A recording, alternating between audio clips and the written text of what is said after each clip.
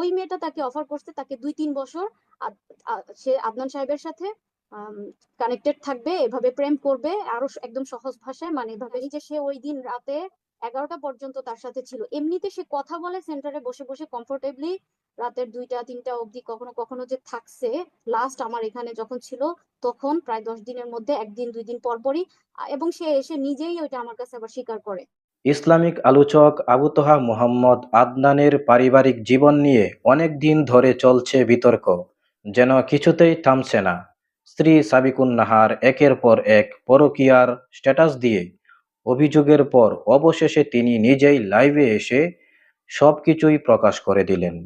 তো প্রিয় দর্শক, তাহলে এবার আসুন আবু তোহা আদনানের স্ত্রী সাবিকুন নাহারের মুখ থেকেই সরাসরি শুনে নেওয়া যাক সেই গল্প কাহিনী। এগুলো বলতে গেলে তো জি, বিরাট লম্বা হয়ে যাবে। সাবিকুনার, আমি একটু যদি আপনাকে একটু যদি বলি যে আমাদের আলেমদের মধ্যে কিন্তু এরকম আছে, অনেকেই এরকম কিছু কিছু ঘটনা তো আমরা শুনেছি। এটি হয়তো ধর্মীয় ব্যাখ্যা থাকতে পারে, আপনিও ধর্মীয় বিশ্লেষণ করেন, ব্যাখ্যা করেন, আপনিও ধর্মীয় লাইনে পড়াশোনা করেছেন, আপনি জানেন। আমি ব্যক্তিগতভাবে ওইগুলিতে বেশি প্রশ্নে যেতে চাই না। তবে একটা বিষয় তো আছে যে আমাদের মুসলমানদের 4টা বিয়ে পর্যন্ত জায়েজ। হ্যাঁ, আপনিও দ্বিতীয় স্ত্রীটার আরো 2-1টা বিয়ে করতে মানে পারমিশন দিতে বা অনুমতি দিতে আপনার আপত্তি কোথায়? কেন আপনার আপত্তি? না, ইসলাম তো এটা বলে নাই আমার পারমিশন লাগবে। কারণ ইসলাম জানে যে সব মেয়ে সমান না, অনেক মেয়ে পারবে না। ইসলাম তো বলে নাই আমার পারমিশন লাগবে, সে করে ফেলুক, করে ফেলতো। আমাকে কেন প্রেশার, আমাকে কেন পেন দেয়? আর আমার আপনাকে প্রশ্ন, সে পেইনটা কি? আপনাকে পেইনটা কি এখন দিচ্ছে মানে? এতদিনে কেন, এতদিনে কেন সে যে এই যে লাস্ট এত বছর ধরে এই মেয়ের সাথে কথা বলে পিক নেয়, ওই মেয়ের সাথে কথা বলে পিক নেয়, তাকে সে তার দুঃখ কষ্টের সাথী বানায়। আর আমার কাছে সে কিচ্ছু পায় না, আমি তাকে প্রচুর পেইন দিয়ে রাখছি, কষ্ট দিয়ে রাখছি, খাওয়া পায় না, কিচ্ছু পায় না, এগুলো বলে বলে মেয়েদের সাথে মেয়েদের তার সিম্প্যাথি নেয়। এগুলো কি? এগুলো তৃতীয় চতুর্থ বিয়ে? হুম। আমার এই প্রশ্নের উত্তর দেন আপনারা, সুলাসের মানে উবারা সে যারা যদি আছেন। এখন সে যদি এখন বিয়ে করে ইসলামী ধর্মীয় মোতাবেক যে 4 বিয়ে করা যায় সেই হিসেবে আপনার কোনো আপত্তি নেই? না, আমাকে আমাকে যেভাবে সে আমার কোনো আপত্তি নাই, তো এখানে তো আর আপত্তির প্রশ্নই আসে না, আমি তো এখন আর তার কেউ না। আমি না, হয়তো এখন তার, আমি আমি তখন না কেন, আমি তো তখন এখন কি আপত্তি ছিল কিনা, তখন কেন আপত্তি ছিল সেটাই বলছি, যে একজন একজন পুরুষ আপত্তি তো আমার 4টা তখনও বিয়ে ছিল না, করতে। আমি বলছি আমাকে বইলো না। আমি শুধু এতটুকু বলতাম, আমাকে বললো না, আমি শুনতে পারি না, আমি নিতে পারি না, কিন্তু সে আমাকে বসে বসে বলে এই মেয়ের সাথে এই কেন হয়েছে, নিতে সেই পারেন না মেয়ের কেন? সাথে এই আপনি তো হয়েছে। ধর্মীয় লাইনে পড়াশোনা করেছেন, এই না সম্প্রদায়, না আপনি না, নিতে পারেন না এটা কেন? আচ্ছা, এটার উত্তর বলি। কারণ আপনার, এটা আপনি এমন যা কোনো আপনি বিধান তো না। দ্বিতীয় বিয়ে হয়েছেন, আরেকজন তো নিয়েছে আপনার আগের যে, আপনার যে আমি আপনার সাহেবের আগের বউ তো আমাকে নিয়েছে বলতে দেন, আপনাকে। হুম। বলতে দেন। এটা এটা এমন কোনো বিধান না যে বিধান আমার মানতেই হবে, না মানলে আমি জাহান্নামে চলে যাবো, এটা ফরজ কোনো বিধান না। আমি নিতে হুম। পারি না। যেমন ধরেন আমি আপনাদের একটা উদাহরণ দেই। অনেক মানুষ আছে দেখবেন কাঁঠাল হজম করতে পারে না, তাই বলে কাঁঠাল খাওয়া না জায়েজ না, কাঁঠাল খাওয়া হুম। জায়েজ। কিন্তু অনেক মানুষ আছে কাঁঠাল হজম করতে পারে না, এখন আপনি তাকে বলবেন যে তুমি কাঁঠাল না খাইলে মুনাফেক হয়ে যাবা বা মুরতাদ হয়ে যাবা, কাফের হয়ে যাবা, এটা সে পারে না, ওকে একটা জায়েজ বিষয় সে খেতে পারে না, তার শরীরে অ্যাডজাস্ট হয় না, গলব্লাডার নেই, এরকম হইতে পারে ইত্যাদি। যেমন আমি আমি কাঁঠাল পছন্দও করি কিন্তু আমি খেতে পারি না, আমি হজম করতে পারি না। সেম তো হুম। বিষয়টা এরকম। এটা তো ফিতরতান হইতেই পারে, ভ্যারি করে এক একজন নারীর মধ্যে, এক একজন এক এক রকম হইতেই পারে। সেজন্যই হয়তো বা এটা নারীর পক্ষ থেকে অনুমতি লাগবেই, তার উপস্থিতি লাগবেই, শরীয়তে এটা বাধ্য করে নাই, জি, আমরা বাধ্য একদম করে নাই। সর্বশেষে চলে এসেছি। সাবিকুনার, এই যে আমরা শুনতে পাই যে মাঝে মধ্যেই এই ধরনের অনুমতিবিহীন বিয়ে শাদীর, গোপন বিয়ে শাদী করে। আরো ধর্ম কি এভাবে এলাও করে? আপনি আপনি আপনার ধর্মচর্চা থেকে আপনি কতটুকু জানেন?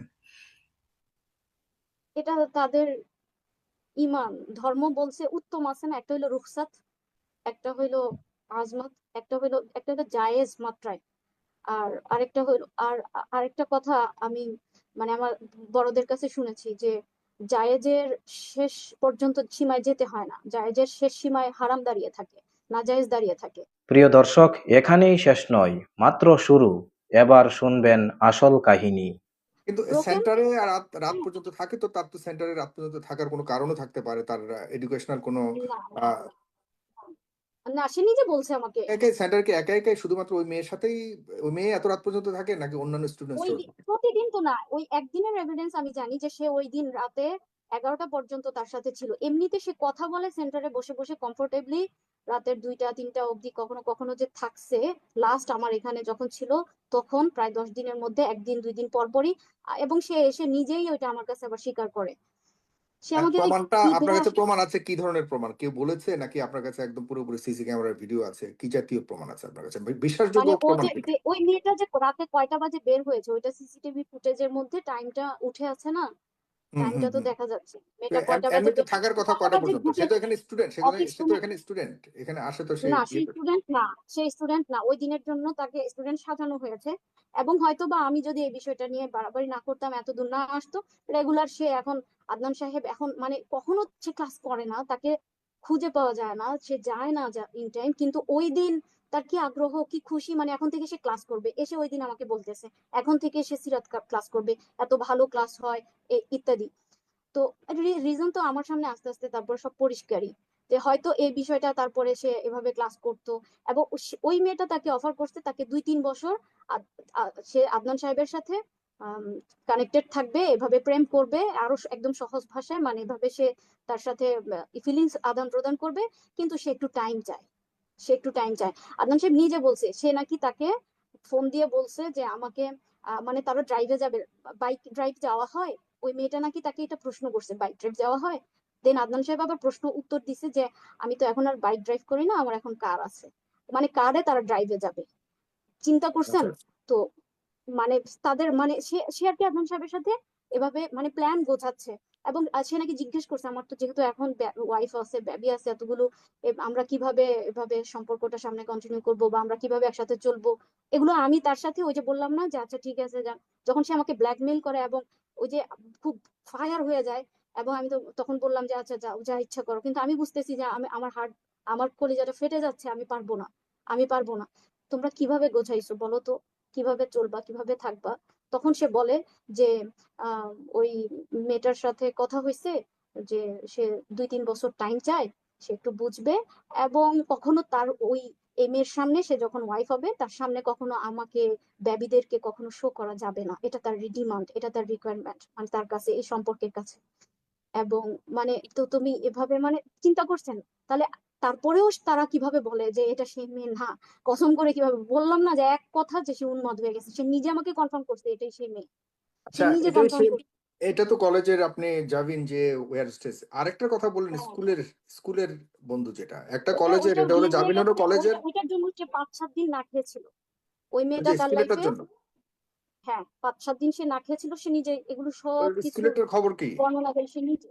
তার নাকি বিয়ে হয়ে গেছে, বেবি হয়ে গেছে, এখন সে বলতে চায় যে আমি যার অভিযোগ এনেছি জারিন জেবিন নামে, সে সে ওই মেয়েটা যার বিয়ে হয়ে গেছে, মানে কি দিয়ে শাক দিয়ে মাছ ঢাকবে, কি দিয়ে কি করবে, সে এক কথায় উন্মাদ হয়ে গেছে, উন্মাদ আচ্ছা হয়ে যাক, গেছে। আমরা স্কুল আর কলেজ পর্যন্ত আসছি, ইউনিভার্সিটি পর্যন্ত এখনো যাইনি। আশা হ্যাঁ, করি খুব ইউনিভার্সিটি লেভেল এবার আসেন, ওই ওই লেভেলেও আছে। তার পরবর্তীতে আরেকটা আচ্ছা মেয়ে আছে, এরকম আরো অনেক মেয়ে আছে তাছাড়া। এগুলো আসলে আমি এই জন্য বলতেছি না যে সে তার মানে মেয়েদের সাথে হুম, যে সম্পর্ক এই বিষয়টা আমার মানে তার ওই সময়টা সে যদি তবাকৃত হয় হুম, বর্তমানে তার জীবন এটা মাইনে রাখে না, কিন্তু সে তো হুম। দেখেন একটার পর একটা একটার পর একটা, আমি তো লিখেছি লাস্ট পোস্টে আমার যে সে আমার সাথে আমার দেখা অনুযায়ী আমার সাথে কি কি করছে, আমার সাথে কি কি করছে। আরেকটা মেয়ে আছে রংপুরে, ওই মেয়েটা ওই যে কি জানি বলে না বিহারি টাইপের মেয়ে, এই মেয়েটার সাথেও তার সম্পর্ক ছিল। এই মেয়েটার সাথে তারপরে রাগ করে এই মেয়েটার বাসায় অফারও করছে বিয়ের জন্য। পরে ওই মেয়েটার বাবা তার মাকে আহ, মাকে অপমান করে বিদায় করেছে। এবং সে তারপরে রাগ করে আর কি, তারপরে বর্তমানে তার যে প্রথম পক্ষ তাকে বিয়ে করে ফেলছে। এবং এটার জন্য সে চির অনুতপ্ত যে জান, আমি যদি তোমাকে বিয়ে না করতাম আমি সারাটা জীবন এমন একটা মেয়ে নিয়ে কাটিয়ে দিতাম বা কাটিয়ে দিব, এটা তো এই সমাজের চাওয়া, এটা এই হুম। সমাজের চাওয়া। আর আমি তাকে রেখেছি, এটা আমার সওয়াবের ওই একটা আহ, মাধ্যম, হ্যাঁ, বা থাক, হুম। মানে এরকম।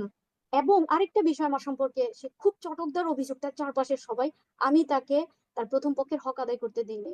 আমার সাথে আগে পরে কি কথা হয়েছে এগুলোর এভিডেন্স তো আমার কাছে আছেই, আছেই, আপনি চাইলে আমি আমাকে আজকে শোর পরে আমি আপনাকে দিব। তো এই তো তো তিনি আমাকে যা কথা দিয়েছেন ওগুলো তো আছে, ওগুলো বাদ, আমাকে কথা দেওয়া ছাড়াও আমার মা, আমার ভাই, আমার আত্মীয় স্বজন ভাই বোন সবাইকে গোল করে 4 সাইডে বসে সে নিজে কথা দিছে যে আমি একদিনের জন্য রংপুর যাব, মানে শুক্রবার বৃহস্পতিবার দিন যাব রাতে, ফ্রাইডে শুক্রবার থাকবো, শনিবার দিন আমি চলে আসব। যে ব্যক্তি এভাবে আমার সাথে কথা দেয় আমি কি তখন তাকে চার্জ করতে পারি না যে তুমি তো আমার সাথে এভাবে সম্পর্ক করছো বা তুমি তো আমার সাথে এভাবে, তখন আমি কি তাকে চার্জ করতে পারি না? এখানে আমি একা কেন, আমাকে কেন দোষী করা হবে? এখানে কি তাদের দোষ নাই? তো প্রিয় দর্শক, আবু তোহা আদনানের স্ত্রী সাবিকুন নাহার নিজেই লাইভে এসে সব কিছু প্রকাশ করলেন। আশা করি সম্পূর্ণ ভিডিওটি আপনারা দেখেছেন। আদনান সাহেবের বিষয়ে স্ত্রী যা বললেন তা যদি সত্যি হয়ে থাকে তাহলে এটি আমাদের জন্য খুবই দুঃখজনক বিষয়। কেননা আদনান সাহেব উনি একজন ইসলামিক বক্তা, ওয়াজ মাহফিলে মানুষদেরকে ওয়াজের মাধ্যমে নসিহত করেন, আর সেই ব্যক্তি আবার পরকীয়ায় লিপ্ত, যা মেনে নেওয়ার মতো নয়। তো প্রিয় দর্শক, আদনান সাহেবের স্ত্রী সাবিকুন নাহার যা বললেন কতটুকু সত্য মিথ্যা বা আপনাদের কাছে কি মনে হলো এই বিষয়ে কমেন্টে লিখে জানাতে পারেন। আর ভিডিওটি ভালো লাগলে একটি লাইক দিয়ে আমাদের চ্যানেলটি সাবস্ক্রাইব করে সাথেই থাকুন। আল্লাহ হাফেজ।